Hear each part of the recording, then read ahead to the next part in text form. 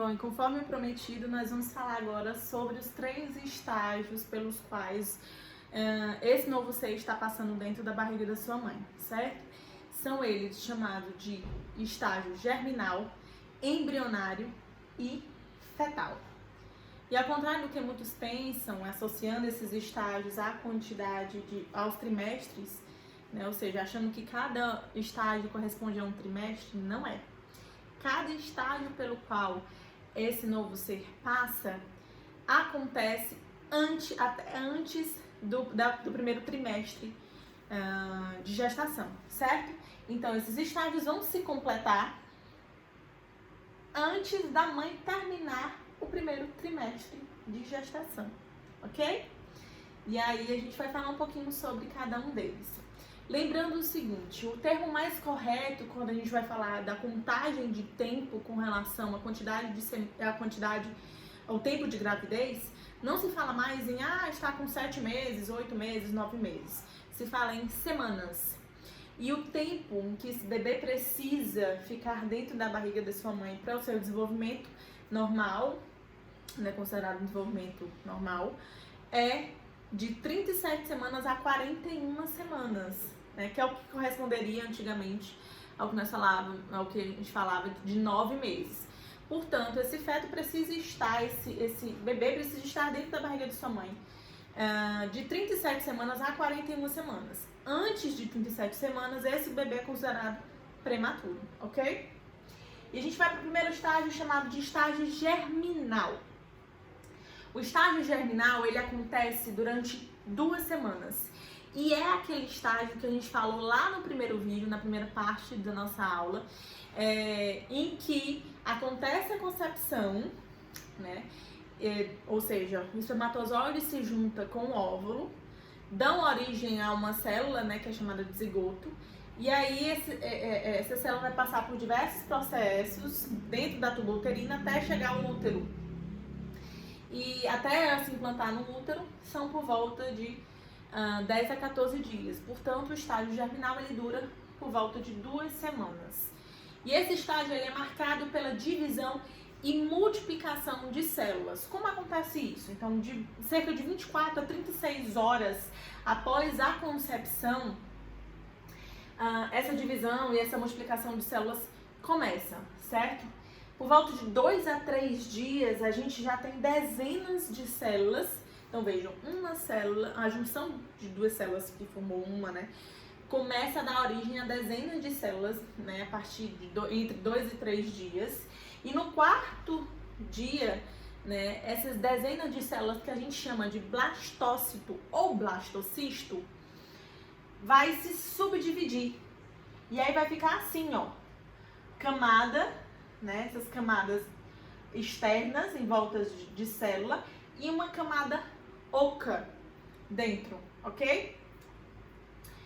E aí, esse blastocisto ou esse blastócito vai estar com cerca de 150 células aproximadamente quando finalmente vai se implantar no útero da mulher. E aí, o que vai acontecer, gente? Esse blastócito, ele, a partir dessa implantação no útero da mulher, ele vai dar origem não apenas ao bebê, mas ele vai dar origem também a outras estruturas que são importantíssimas e que sem elas essa gravidez não tem continuidade, que é o saco amniótico, a placenta e o cordão umbilical, ok? Então, blastócito ou blastocisto, ele vai dar essas, né, diversas células, vai dar origem não apenas ao bebê em si, mas também às estruturas que são necessárias e importantes para que aconteça a gravidez, né? Que haja o desenvolvimento desse bebê, desse novo ser, certo? E aí o saco amniótico, né, que é o que vocês estão vendo aqui nessa estrutura desse bebê que nasceu, que geralmente, na verdade, quando a mulher tá tendo o bebê, né, essa bolsa rompe, né, esse líquido sai. Em alguns poucos casos aí a gente tem que essa bolsa não rompe e aí sai bem direitinho, né, bem formadinho. Enfim, Esse saco amniótico, ele é mega importante no início dessa gravidez, né? Aliás, em toda a gravidez, mas no início da gravidez, enquanto não forma o cordão umbilical e a placenta, esse saco amniótico ele vai fazer a função desses dois também. Mas a função primordial dele é proteger contra choques mecânicos, manter a temperatura, a temperatura ideal para esse bebê se desenvolver. E, além disso, ele vai proteger o bebê contra infecções, certo? Então, ele ao longo de toda a gravidez, ele vai ter essa função, proteger contra choques mecânicos, né, contra choques, ou seja, pancadas, né, que a mulher leve, enfim, ele vai proteger esse bebê ao máximo possível. Ele também vai manter a temperatura dentro da barriga da mãe estável, enfim, para que esse bebê possa se desenvolver bem. E além disso, ele também vai proteger contra infecções, né, que podem acometer aí se o bebê tivesse sem esse saco ou sem esse líquido envolto, né, dele, ok? A placenta, como vocês estão vendo aqui, ó, ela tem diversos vasos, enfim. Por quê? Ela vai ter a função de nutrir esse bebê de tudo que ele vai precisar. Desde ter a função de fazer as trocas gasosas, né? No caso, oferecer o oxigênio para esse bebê, até a função de fornecer todos os nutrientes, de colaborar nessa circulação, enfim, de fornecer todos os nutrientes e hormônios que o bebê precisa para o seu crescimento saudável, certo? E ela se liga ao bebê através do cordão umbilical, que vai ter a função de nutrir esse bebê, né? Então, eles se ligando à placenta, eles vão colaborar nessa nutrição do bebê e nessas trocas gasosas, ok?